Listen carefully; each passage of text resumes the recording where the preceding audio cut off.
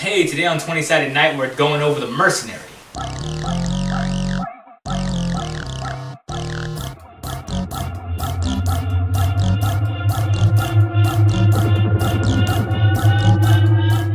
Mercenary. Whether you take jobs that match your ethical beliefs or you fight for anyone who can afford your services, you are a hired gun. You might take pride in your past accomplishments, proudly displaying trophies of your kills, or you might be laden with the guilt over being the sole survivor of a mission gone terribly wrong.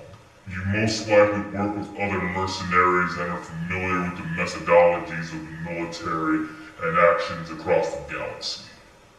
Alright, so Evan, you read a little bit about the Mercenary. Tell me a little about it. Alright, so the Mercenary it's a really good and straightforward theme. Basically, what it's all about is if you are trying to be the most fighty soldier ever, it's a little less nuanced than the Bounty Hunter or any of the other themes. If you just want to make a straightforward, just like a bruiser, like me when I made my orc soldier Gazgul. Basically, I wanted to be as lowbrow as just meat and potatoes. He's here to stab someone and shoot someone. A lot of times, he's just a wild and out monster. Like whenever he expresses his emotions by shooting his gun in the air, and just like punching the wall, and really just pissing off the mechanics and engineers, just by going, "God damn! I have to fix that wall. Stop shooting the wall." I kind of like your Mercenary for that, and a lot of classes that are just the fighter. If it happens to, are just what they are, if it happens too much, then it can go, okay, guys, use some imagination. Yeah, it's a little stale, but... Yeah, but if it's used every once in a while, it can be like a really fun character to sort of break the too much grunginess of a game.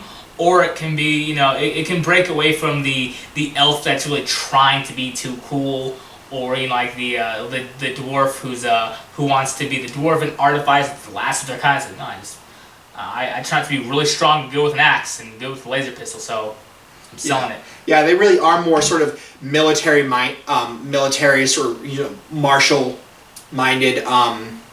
They have a certain their abilities are so their theme knowledge is basically whenever if they need to know something about like a culture check or a profession check, if it's about like how a certain fighting force works, like if for example you need to know about the Aeon Guard. Yeah, that would be perfect for them. They're otherwise a mysterious organization, but say your group say you're Mercenary, they have heard like a little bit about whispers, or they say they're human and they worked for them for a little bit before defecting, or they were not a human and they sort of they were hired on as a mercenary to sort of free somebody from their clutches as an alien slave or what have you. That could be a good reason to have them familiar with that group. Yeah, and so basically what happens if you're making a culture check or a profession check that is sort of, depends on the military hierarchy or just their practices. Maybe you want to do something where if you're trying to be tactical at something and, trying to take out sort of the, if you're trying to snipe the commander from afar, something like that, you'd be able to, maybe to do a culture check to find out who he is. You get a -5 DC to that, and then you can figure, okay, this is the commander, this is who I need to shoot, sort of send everyone into disarray. Quick thing, real quick, that always confused me. When it says it makes a -5 DC, that means it lowers the overall difficulty class you have to roll against to succeed on it. Yeah. The first time I played Starfinder, I was like, well, it doesn't make sense that why would it lower the roll that I made. No, so if you had a 15 DC to make it, now you only need to make a DC of 10. Yeah, which is really good. It's actually I don't know if I prefer that to I don't know if I'd rather get +5 to a roll or have the DC be 5 lower. It's one of those things where I'm not really sure about. Not gonna lie to you, I'm not really sure what the difference of the two would be. It seems like it evens out at the end. Yeah, I mean. Or maybe it's one of those things where if it's a DC 5 or something like easy already, I don't. To be honest, I don't know. I don't know why there's a difference. Yeah, but it works out just the same. It's weird, but I kind of just like how it makes it easier. Yeah. Which makes more sense that to you, for everyone else who's trying to do this, it's harder, but for you, it really does sort of reflect how, with your training and your background, it is easier for you. Oh, yeah. What else did they get? So at 6th level, their next sort of ability they get is called Grunt, and basically what that does is for the purposes of, carry weight or for bulk, you get a plus. It acts as though you had a +1 to your strength. Oh, that's pretty nice. Which it's sort of basically the flavor text on it is you've been hauling heavy equipment around for so long, you sort of get toned and you're just sort of good at hauling things around, which also sort of reflects the sort of the meatier and the fightier aspects of the soldier, where the other classes, other backgrounds, you can be a fighter, you can do whatever, but it sort of reflects of how you are just sort of focused on this. Like you're probably going to have heavier weapons or heavier armor. Or yeah, like this is where if you did want to play the no nonsense, the big hulking Vesk soldier, you would pick Mercenary as your theme. You would pick soldier as your background. Maybe make sure that you take what is the either blitz or the heavy weapon theme skills. That really reflects and shines on that a lot. Yeah. The next thing is squad leader. You get that level 12, and basically what it does is anyone who you've been fighting with for a while, or basically just anyone in the party, you don't have to, as long as you're trying to help them out with a skill that that you're proficient in, you can you don't have to roll to do the help action anymore. You can just sort of help them out, but it does have to be something that you are proficient with, something you do know. It's kind of like a bunch of dads sitting around a grill, sort of watching, one dad grill burgers, and they're just like, yeah. I wouldn't know much about that. So there's that, which is pretty cool, because it is nice that, in, Starfinder, how you actually have to roll to help someone, because maybe they're having an off day too, or maybe you're trying to help, but you do make things worse. Like say if someone is trying to hack a system, and another guy who just happens to also be good at computers, they also try to do the same thing, but they fumble up somewhere. Or are you saying that if two guys trying to hack something, if one of them scoots over a little bit and starts hacking on the same keyboard, that's not going to help hacking? No, what would help is if both of them had two separate keyboards. And then finally at level 18, you get command. It's called Commander, and basically what that does is after you've had 3 or more fights during that day, you start getting back your resolve points, which sort of reflects because level 18, that's basically the max of your character. It really does sort of show how I don't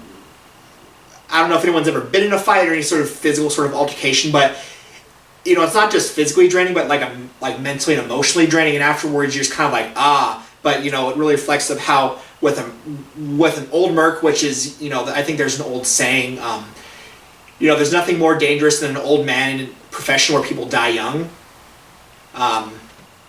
So yeah, it sort of reflects how how long you've been doing this for, and how you're just used to this, and it actually you're a little more at home when you're just wreathed in violence. And it also could sort of lean towards, if you don't fight for a long time, you sort of rest on your laurels and you become, and you become fat. Where this one, the more that you are sort of fighting, you do, it's an inside joke, but basically, the more that you are fighting, the effectively hone your skills and continue on your same path. Yeah. And you have to defeat a group of enemies that is a threat, so you can't just basically sort of trying to game the system and be like, all right, I look around, see if there's a teenager, I slap this teenager around, I've won a fight, I fight another teenager, I slap him in the face and send him running. But what if they're in league with the Foot Clan? Those are some dangerous teens.